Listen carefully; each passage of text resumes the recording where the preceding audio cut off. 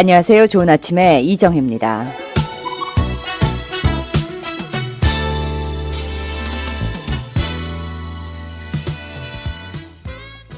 좋은 아침 듣고 계십니다. 10시 12분 지나고 있습니다. 데릭킴 박사와 함께하는 콜 라이프 소스 제공의 생활건강, 뇌건강 이야기 오늘도 준비가 되어 있습니다. 안녕하세요. 안녕하세요. 반갑습니다. 지난주에는 우리 데릭킴 박사가 도대체 어떤 분인가를 좀 알아보는 시간도 마련을 했습니다. 오늘은 이제 어떤 분인지 확실하게 알았으니까 좀 믿고 어떤 뇌에 관련해서는 좀 신뢰성을 가지고 이렇게 계속해서 이 말씀을 듣고 또 의문이 있으신 분들은 상담을 또 요청하실 수도 있는 그런 또 시스템도 돼 있으니까 언제든지 라디오 코리아로 전화를 주시면 되겠습니다. 자, 오늘은 어떤 말씀 해주시겠습니까? 예, 오늘은 건강보조식품과 대체의약품의 차이에 대해서 말씀을 드리겠습니다. 건강보조식품 하면은 금방 느낌이 오는데 대체의학 이것은 무엇인가? 먼저 대체의학을 좀 알아야 될 것 같은데요. 대체의약. 의약. 약입니다. 의학이 아니고 의학이 의약. 아닙니다. 대체의학. 의학인데 뭔가 대체하고 있다는. 예, 예, 그렇죠. 어떤 내용입니까? 이렇게 좀 차근차근히 말씀드리면은 네. 이해가 되실 겁니다. 요즘 신문지상이나 이렇게 잡지나 TV 광고를 보면은 약 선전 비슷하게 나오는 건강 보조식품들이 많이 저희가 접하게 됩니다. 예. 그리고 또 나오면서 또 이거는 FDA 승인을 받았느니 뭐 어쩌니 하면서 이렇게 광고를 하는데 네. 그게 나름대로 이제 소비자들을 현혹하는 거거든요. 오. 그 차에 대해서 제가 말씀드리면서 네. 이해를 드리고자 합니다.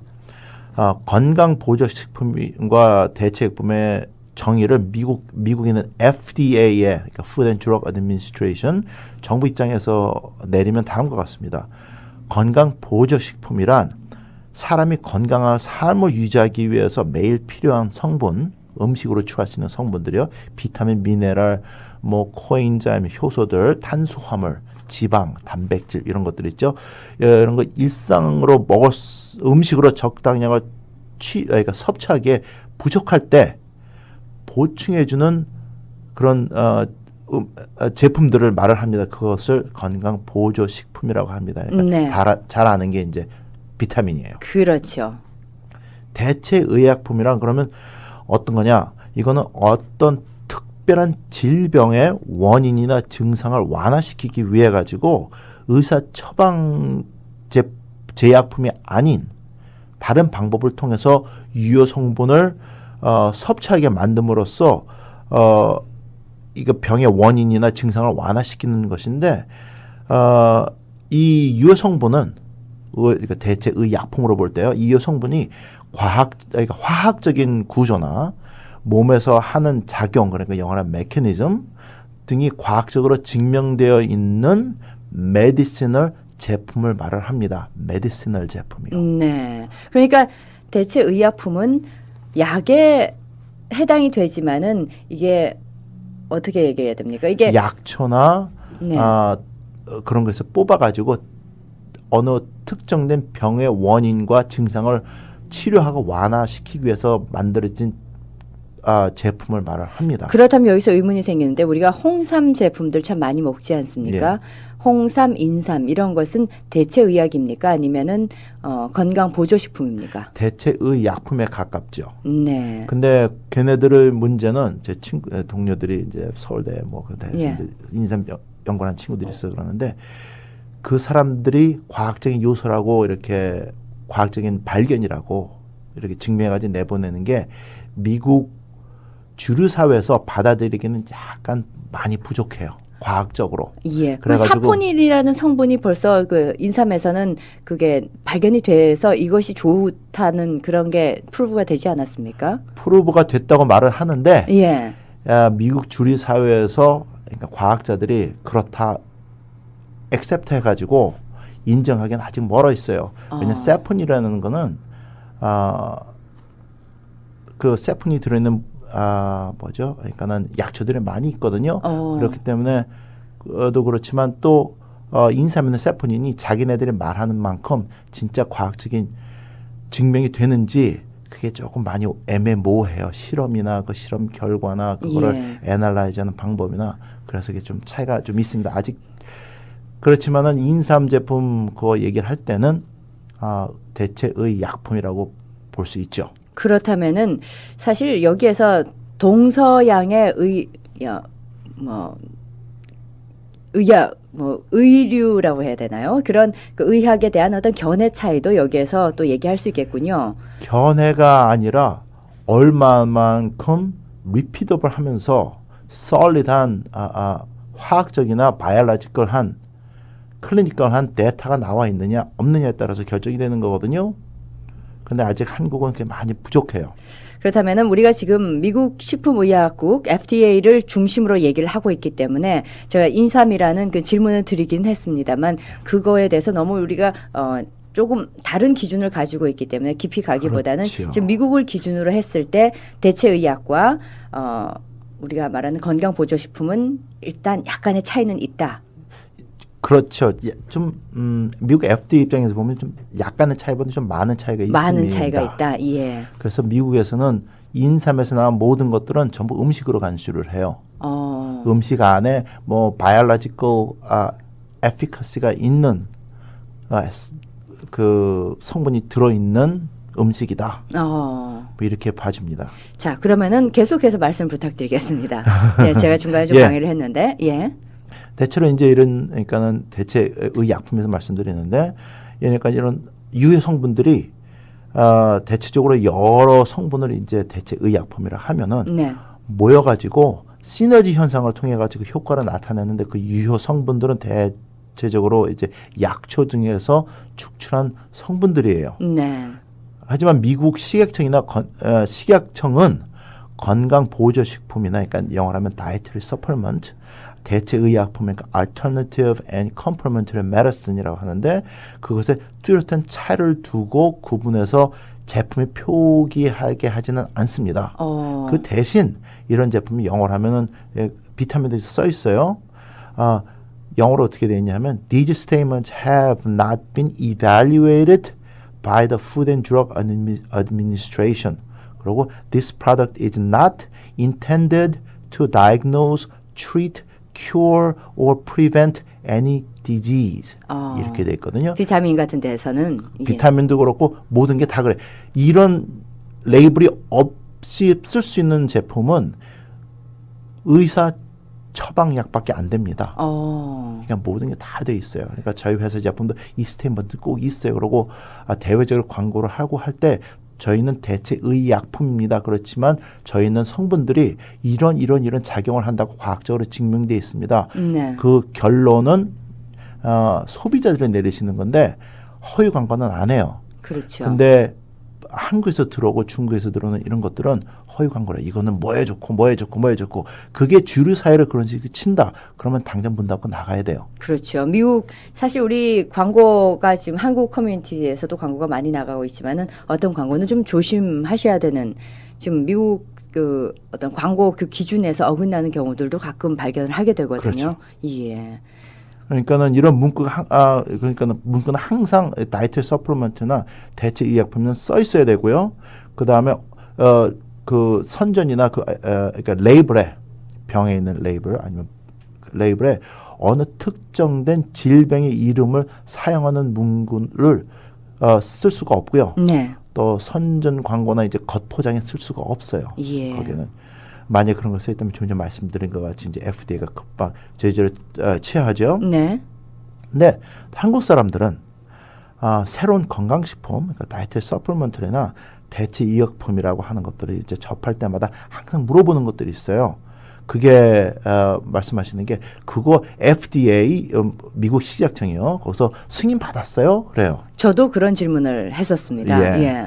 그러고 뭐 그다음에 곧 대답 듣지도 않고 그냥 물어보는 게 그거 임상 실험 결과 있어요? 그래요. 예. 그리고 또 한마디 더 하는 게 뭐 한국에서 들어오는 무슨 제품은 FDA 승인받은 증명서가 있는데 여기도 그런 거 있어요? 그래요. 그런데 이런 거는 그 질문을 한다는 것 자체가 나는 좀 진짜로 모르는데 네. 아무것도 모르는데 아는 척 좀 해볼 테니까 좀 봐주시고 들어주세요 하는 예. 거거든요. 그러니까 아는 사람 들을 때는 답답해요. 예. 왜냐하면은 미국 FDA가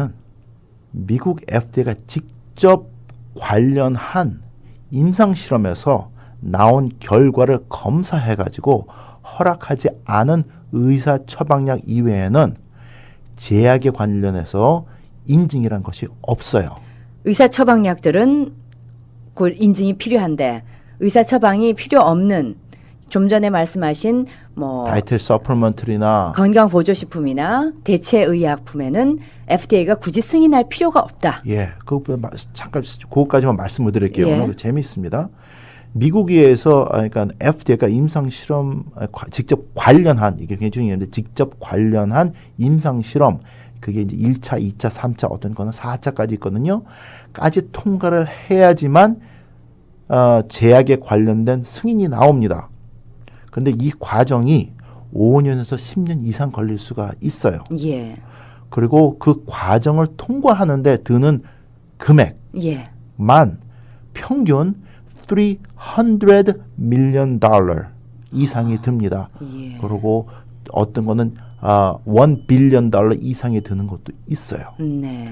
그러니까 뭐 지금 한국 돈으로 환산을 한다 그러면은 4천억 원에서 1조 원 이상이 투자가 돼야 돼요. 근데 이런 그러니까 FDA가 직접 관련돼 가지고 임상 실험을 했을 때 그게 오케이 한다는 보장이 없거든요. 그렇죠. 그게 노하게 되면 4차 임상 실험까지 갔는데 노하게 되면은 그 돈은 없어지는 거예요. 네.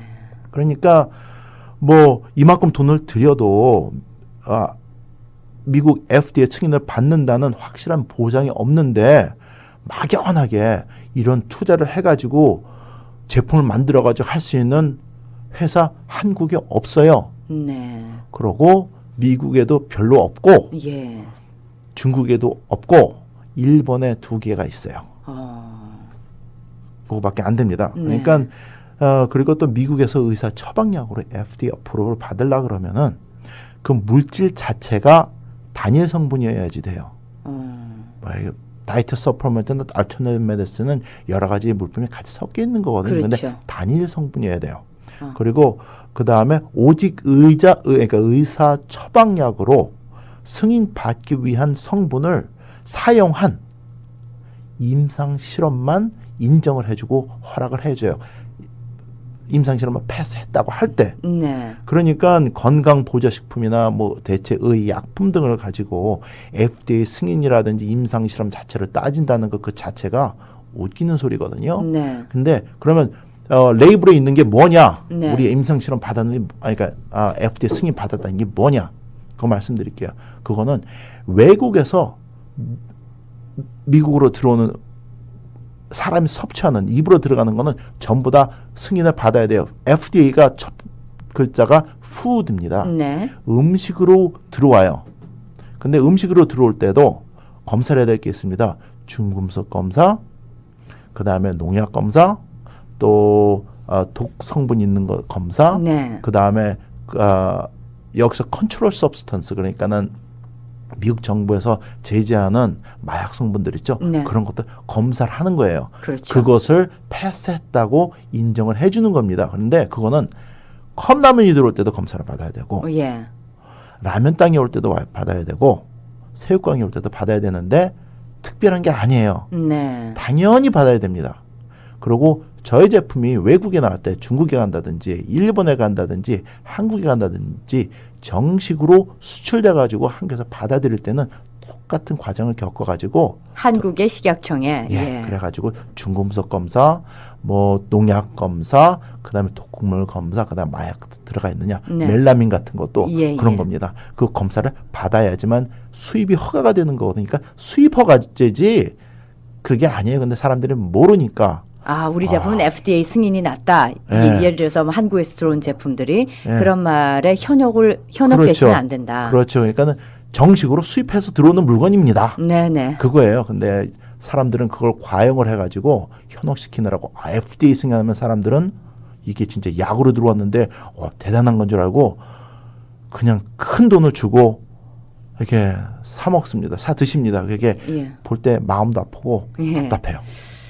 알겠습니다. 그러니까 어떤 과대 광고에 현혹되시면 안 된다는 그런 부분도 짚어주셨네요. 그렇죠. 예. 그렇다면은 지금 우리가 대체 의학과 지금 건강보조식품 얘기에서 FDA 얘기까지 나갔는데 결론을 좀 여기서 지어주신다면은 건강보조식품은 우리가 부족한 부분을 섭취하는 거기 때문에 밥을 열심히 먹거나 아니 건강 생활에서 음식으로 다 섭취가 가능한데 부족한 부분이고 그렇죠. 대체의학은 아무리 음식을 열심히 먹어도 그 부분이 충족이 안 된다는 부분이군요. 그렇죠. 그러니까 특정된 병, 예. 질병의 원인과 증상을 완화시키기 위해서 특별하게 그 성분 뽑아가지고 드시는 게 대체의약품입니다. 네. 근데 한 가지만 더 말씀드릴게요. 이게 그러니까 건강보조식품이나 대체의약품은 이렇게 돈을 많이 들어가지고 이제 투자를 해가지고 임상실험해야 된다는 말씀드렸지 않습니까? 네. 근데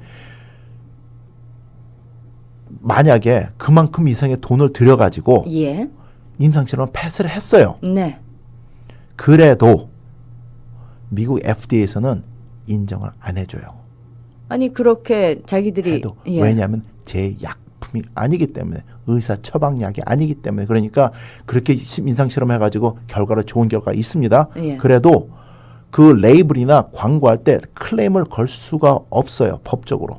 그렇게 까다로운 절차와 그런 돈을 들여서 확실하게 한 성분을 가지고 인정을 한 그런 그래서 의사 처방이 나오는 그런 것이 아니라면은 아니라면은 그 레이블에 그렇게 표현을 할 수가 아무리 없다. 뭐 아무리 원 좋아도. 빌리언 달러를 써가지고 임상실험에 맞췄어도 클레임을 걸 수가 없어요. 그렇군요.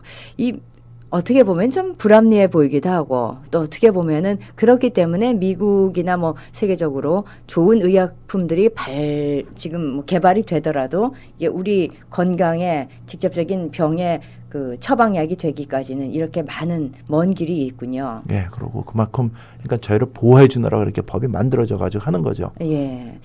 장단점이 있겠습니다. 네. 예를 들어서 지금 뭐 알츠하이머라든지 아니면은 뭐 파킨슨씨 같은 그런 네. 병들이 있는데 많은 지금 그 사람들이 연구를 해가지고 어느 정도 좋은 물질을 찾아냈다 하더라도 이게 우리 그 생활까지 찾아오기까지는 몇 년이 걸리고. 대체의약품으로 나오기는 쉬운데 네. 그게 의사 처방약이 돼가지고 예. 병원에 갔을 때 의사 선생님이 이러니까 드십시오 하기에는 아직 길이 굉장히 멀고. 그렇군요. 그렇죠. 그렇기 때문에 우리가 또 대체의학이 가까이 있음에 또 감사해야 되는 부분일 수도 그렇습니다. 있겠군요. 알겠습니다.